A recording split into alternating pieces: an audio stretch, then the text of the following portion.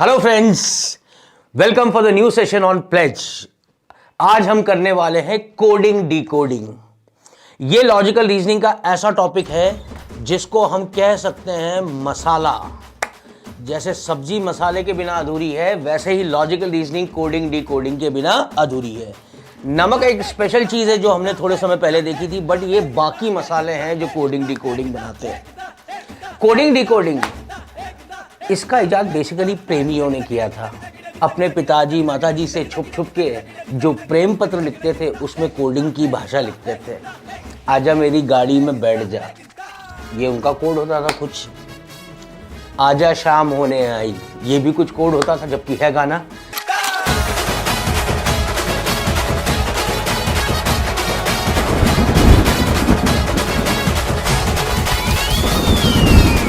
हम इन कोड्स की बात नहीं करेंगे, हम यहां पे अल्फा न्यूमेरिक कोडिंग की बात करेंगे, क्योंकि अल्टीमेटली हमें तो एग्जामिनेशन पॉइंट ऑफ व्यू से सीखना है। कोडिंग डिकोडिंग में क्या होता है, हमारे नॉर्मली इंग्लिश के वर्ड या इंग्लिश के अल्फाबेट्स को कोड्स में कन्वर्ट कर दिया जाता है। कोई दूसरे वर्ड या कोई दूसरे सेंटेंस में लिख दिया जाता है, और उस कोडिंग की भाषा को समझने के लिए आपको एक या दो एग्जाम्पल दिए जाते हैं। उन एग्जाम्पल से आप उसका लॉजिक पहचानिए और उसके बाद उस सवाल को सॉल्व कीजिए। तो चलिए इस जर्नी की शुरुआत करते हैं हम कोडिंग डिकोडिंग, जहां पे मैं आपको टाइप्स ऑफ क्वेश्चन के साथ साथ बेसिक ट्रिक्स बताऊंगा जिससे आप इस टॉपिक के क्वेश्चन बड़े आराम से सॉल्व कर पाएंगे। ना आप अपनी स्क्रीन पे देख सकते हैं, मैंने अंग्रेजी के अल्फाबेट्स लिखे हुए हैं और मैंने एक पर्टिकुलर ऑर्डर में लिखे हुए हैं ये अल्फाबेट्स। आप देखिए ABCDM और फिर N से मैंने उल्टे लिखे हुए हैं। इसके पीछे एक स्पेसिफिक रीजन है, और आप जब भी कोडिंग डिकोडिंग के सवाल करेंगे आप इसी ऑर्डर में लिखने वाले हैं, starting with A, ending with Z, first line ending with M and last line ending with N। ऐसा क्यों? M is the 13th alphabet of English alphabet series. There are total 26 alphabets, right? 26 alphabet होते हैं। 13वां M हो गया, 14वां N हुआ उसी के नीचे, और 14 से लेकर 26 तक Z तक हो जाते हैं। इनकी पोजीशन बहुत इंपॉर्टेंट। A पहला नंबर, B दूसरा नंबर। अब जैसे ही आप ये लिखते हैं आपके लिए ये आसान हो जाता है कि मैं जैसे ही आपसे पूछता हूं P कौन से नंबर पे है, आप झट से बता देंगे, क्योंकि N 13 है, N 14 है, O 15 है, तो P 16 हो जाएगा। 4-5 अल्फाबेट रेफरेंस के लिए याद कर लीजिए, उससे सबकी पोजीशन बहुत आसानी से पता लग जाएगी। A is 1, I is 9, M is 13, P अभी मैंने बताया कौन सा नंबर है। P जल्दी बोलो, जल्दी बोलो, 16 number. Y is 25 and Z is 26. T is 20th alphabet.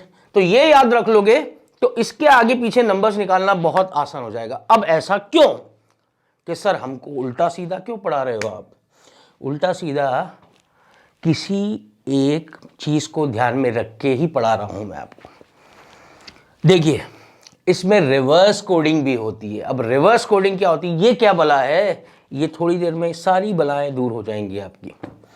पहले मैं बिल्कुल सरल सिंपल भाषा के क्वेश्चन से चालू करता हूं। कोडिंग डिकोडिंग में हमारे सबसे पहले इंग्लिश के अल्फाबेट को, वर्ड को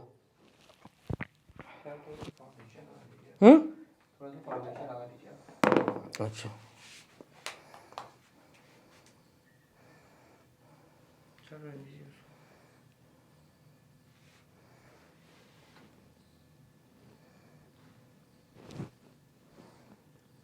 फोरहेड पे लगाऊं, नीचे लगाऊं, कहाँ लगाऊं? फोरहेड पे लगा दीजिए, अंडर आई पे लगा दीजिए।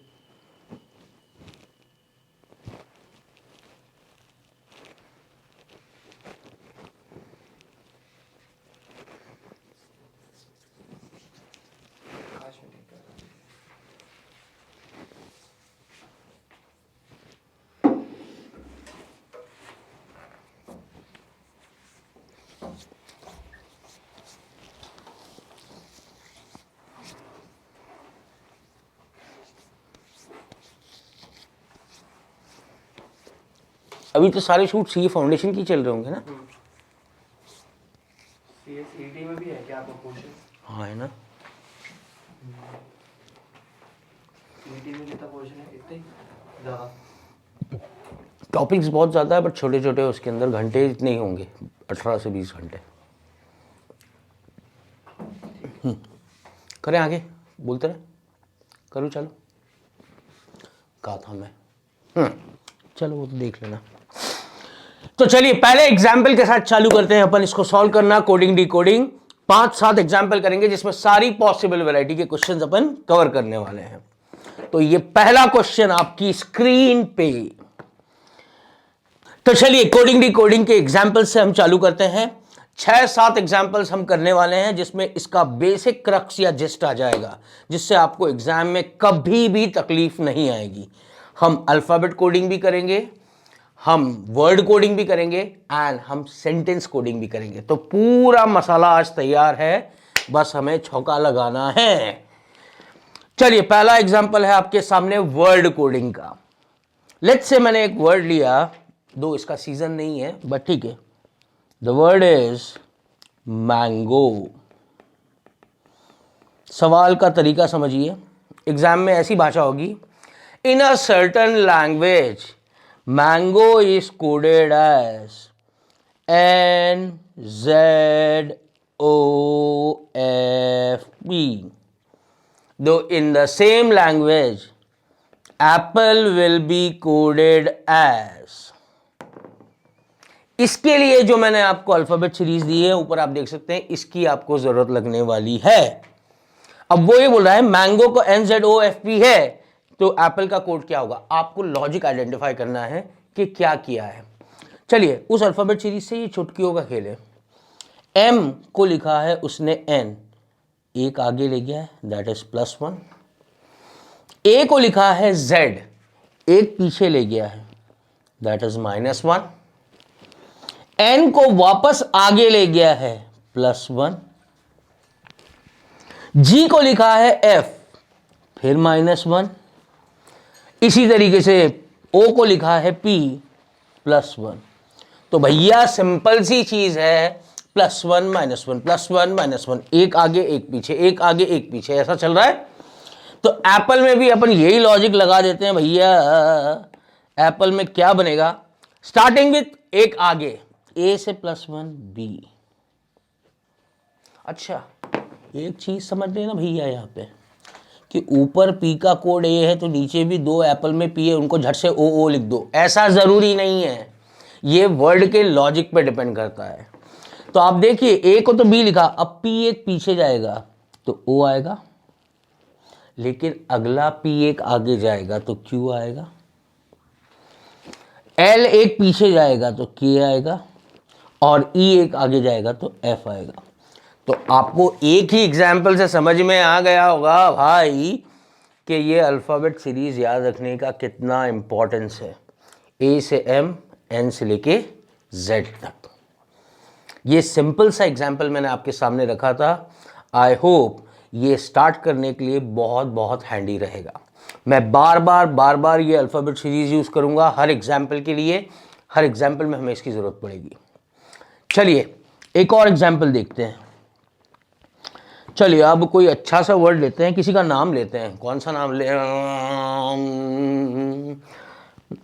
लेट्स से नाम लिया मैंने मोहन।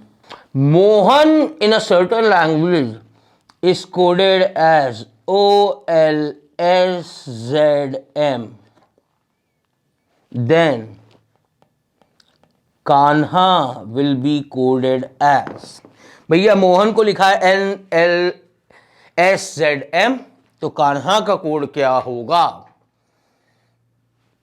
अब यहां पे आपको इंपॉर्टेंस समझ में आने वाली है रिवर्स में लिखने की, because this question is based on reverse coding. What is reverse coding. यदि हम आधे सीधे और आधे उल्टे लिखते हैं और करस्पॉन्डिंग अल्फाबेट आमने सामने जो आ रहे हैं उनको कोड में कन्वर्ट करते हैं या उससे रिलेटेड लॉजिक को कन्वर्ट करते हैं, तो ये कहलाता है reverse coding. You can see M के सामने N है, तो मैंने यहां पे कोड में देखिए M का कोड N लिखा है। हमने जो अल्फाबेट सीरीज लिखी उसमें O के सामने क्या है L, तो ओ की जगह एल लिखा है। ऑर्डर इंपॉर्टेंट नहीं, यहां से यहां या यहां से यहां, आमने सामने वाला हमें लेना है। एच के सामने है एस, तो एच के सामने एस लिख दिया। इसी लॉजिक से हमने पांचों लिखे हैं। तो अब हम आंसर लिखते हैं, के के सामने पी, ए के सामने जेड, एन के सामने एम, एच के सामने एस, ए के सामने जेड। तो कान्हा का कोड क्या हो जाएगा, P Z M S Z. समझ में आया एग्जाम्पल? ये कोडिंग डिकोडिंग है अल्फ़ाबेट की या वर्ड की। दो एग्जाम्पल और लूंगा, चिंता मत करना, इसी चीज़ के अच्छे से समझेंगे। अच्छा, इसमें कोई लॉजिक की गारंटी नहीं है, इट इज़ नॉट मैथ्स कि सर 4 फॉर्मूले बता दो मेरे को, वो रट लेता हूँ एग्जाम में हो जाएगा।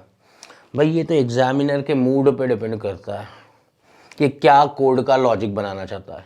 वो चाहे तो टफ से टफ बना सकता है, इजी से इजी, बट हाँ नॉर्मली इतने ज़्यादा टफ नहीं बनाए जाते, और बहुत ज़्यादा टफ क्वेश्चन हो तो 2 या 3 एग्जाम्पल दिए जाते हैं उस कोडिंग को डिकोड करने के लिए, ताकि आप अच्छे से समझ सकें। तुम बहुत बदकिस्मत हो, उसका उसकी बीवी से झगड़ा हुआ एग्जामिनर का और उसने तब पेपर सेट किया, तो फिर तो तुम्हारा कुछ नहीं हो सकता, ठीक है? फिर तो ऐसा बनाएगा कि तुम पता ही नहीं लगा पाओगे। बट नॉर्मली हम देखें तो मैनेजेबल रहता है यदि इस बेसिक लॉजिक पे आप वर्क करें तो। मानस, मुझे यही वाली स्क्रीन वापस यूज़ करनी, क्योंकि अल्फ़ाबेट सीरीज़ मेरे को वापस लगेगी, तो ये जैसे स्क्रॉल करूँगा ना, चलिए मैं रब करके यही स्क्रीन यूज़ कर रहा हूँ, तो आप इसी को कंटिन्यू करिएगा, क्योंकि ये मुझे अल्फ़ाबेट सीरीज़ बार बार चाहिएगी। तो that was basically reverse coding. अब एक एग्जांपल और रिवर्स कोडिंग का हम देखते हैं। यार कोई अच्छे अच्छे वर्ड सुझाओ यार, मतलब नाम मोहन हो गया, अपन ने कर लिया, फ्रूट का नाम हो गया, अब किसका नाम ले, शहर का नाम लेते हैं। चलो लेट्स से मैंने शहर का नाम लिया बॉम्बे। अच्छा ये पुराना नाम ले रहा हूँ, मुंबई नहीं ले रहा हूँ, हाँ प्लीज़ पार्डन मी। ऐसा मत बोलना कि मुंबई क्यों, मुंबई बोलो बॉम्बे मत बोलो, ठीक है? चलता है एग्जाम्पल के लिए Bombay. The word Bombay is coded as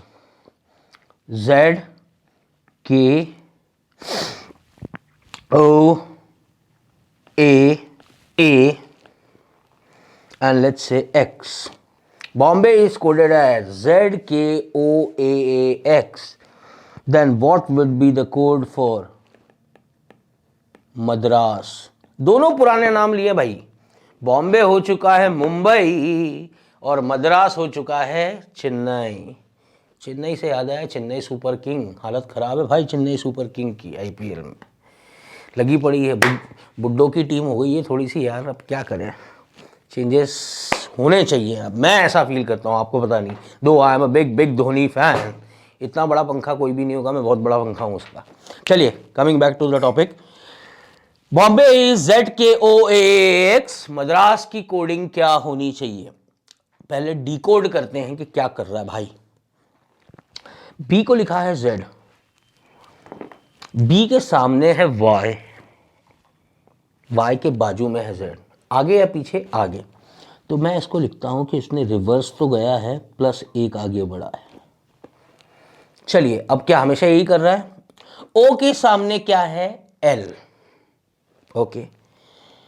उसने लिखा है K, L से K एक पीछे गया है, तो इसमें रिवर्स -1, थोड़ी शाणपत दिखाइए इसमें। अगले में क्या किया है?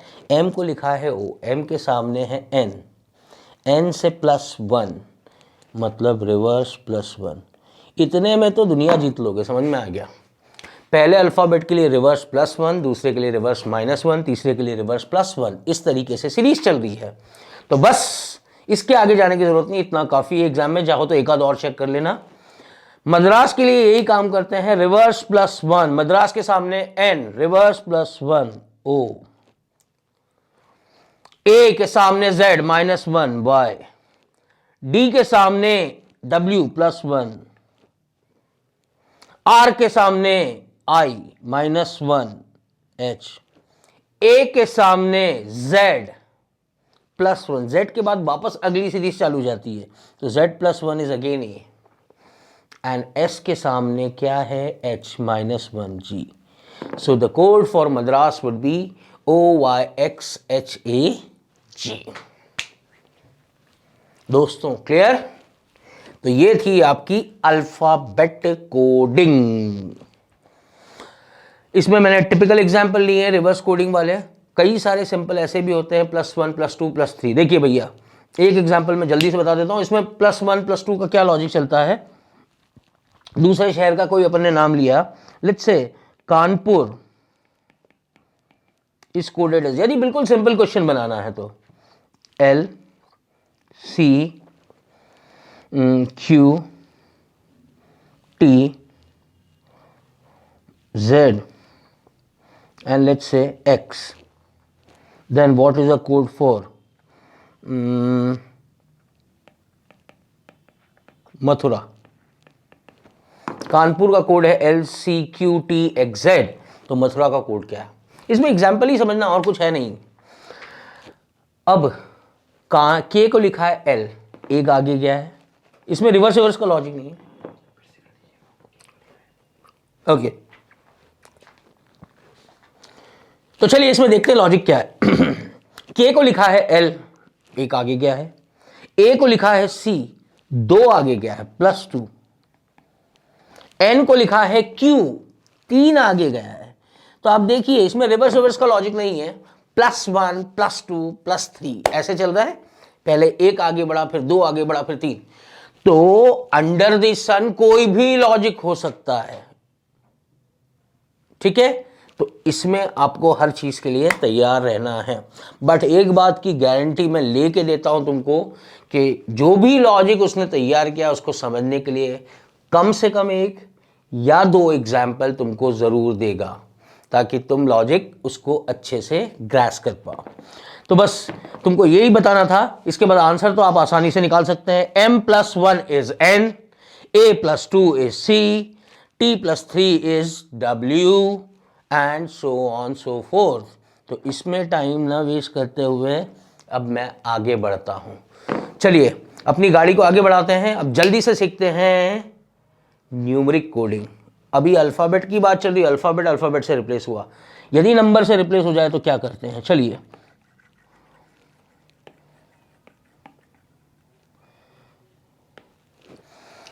Okay, let's say cat is coded as 24, then what is the code for Ben 10 वाला Ben 10 आता था ना कार्टून, वो वाला Ben, कोई भी वर्ड ले लो क्या फर्क पड़ता है। कैट को 24 लिखा है तो बेन को क्या लिखेंगे। ये सवाल बेस्ड होते हैं अल्फाबेट की पोजिशनल वैल्यूज पे। सी की पोजिशनल वैल्यू कौन सी है 3, ए की पोजिशनल वैल्यू 1, टी की पोजिशनल वैल्यू 20। 3 1 20 और 24 में कोई रिलेशन है, सिंपल सा रिलेशन है, इन तीनों का टोटल 24 आता है। तो इसका मतलब जो अल्फाबेट आ रहे हैं वर्ड के अंदर उनकी पोजीशन को ऐड करके उनका टोटल करके लिख दिया है, यही लॉजिक है। बी की वैल्यू है 2, ई की वैल्यू है 5, एन की वैल्यू है 14। इन तीनों को आप जोड़ते हैं तो बेन का कोड बनेगा 21 आंसर। बस ये हो गया आपका numeric coding. Coding D coding बड़ा इंटरेस्टिंग है। ऐसा कहा था ना मैं तुमको, मसाले हैं, मसाले अलग अलग तरीके की। तो मैंने हल्दी भी बता दी, तुमको मिर्ची भी बता दिया, धनिया भी बता दिया, अब बताऊंगा गरम मसाले। तो अपने मसालों का पूरा चीज चार्ट कंप्लीट हो जाएगा। चलिए अगली चीज देखते हैं सेंटेंस कोडिंग, कि सेंटेंस को कैसे कोड किया जाता है। उसके लिए ये अल्फाबेट सीरीज की जरूरत नहीं है हमें, क्योंकि वर्ड के कोड ही वहीं पे लिखे रहते हैं। तो चलिए एक सेंटेंस कोडिंग का एग्जांपल करते हैं। तो चलिए अब देखते हैं अपन सेंटेंस कोडिंग। सेंटेंस, एक अच्छा सा सेंटेंस। चलिए, sky is blue is coded as की दो ना। जो मर्जी पढ़े वो वर्ड, ऐसे ही वर्ड मिलेंगे, कहीं पे भी नेट पे देख लो, कोई भी बुक उठा के देख लो, ऐसे ही वर्ड मिलते हैं आड़े टेढ़े, जिनका कोई मतलब ही नहीं होता। की दो ना। Okay, earth and sky is coded as दो से ला। तीसरा, earth are blue is coded as की से जा। ये 3 सेंटेंस दे दिए और आपसे पूछ रहा बताओ एंड का कोड क्या है या इज का कोड क्या है। पहली बात ध्यान में रखने लायक यहां पे, स्काई इज ब्लू इसकी दो ना, तो ये 1 to 1 नहीं कि पहले नंबर पे स्काई आ रहा है तो पहले नंबर पे की है तो स्काई का की हो गया, इसका के बाद 2 आ रहा है तो इसका कोड 2 हो गया। इतना सिंपल हो गया था तो फिर क्वेश्चन ही क्यों बनता।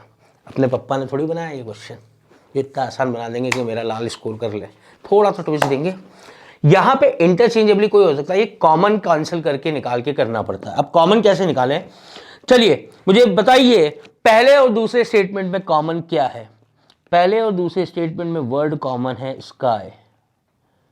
पहले और दूसरे वर्ड में कोड, पहले सेंटेंस में कोड कॉमन क्या है। पहले और दूसरे सेंटेंस में कोड कॉमन क्या है। कोड कॉमन है 2, एक ही कोड कॉमन है तो पता चल गया कि स्काई का कोड तो आ जाएगा 2। अब क्या पहले और तीसरे में कुछ कॉमन है, बिल्कुल कॉमन है। पहले और तीसरे में गौर से देखिए ब्लू कॉमन है, ब्लू,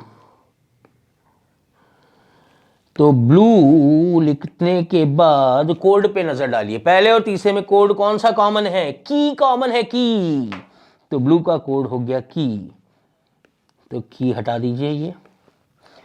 और यदि यहां पे सवाल है इज का कोड क्या है तो इज का कोड क्या हो जाएगा, ना। समझ में आया।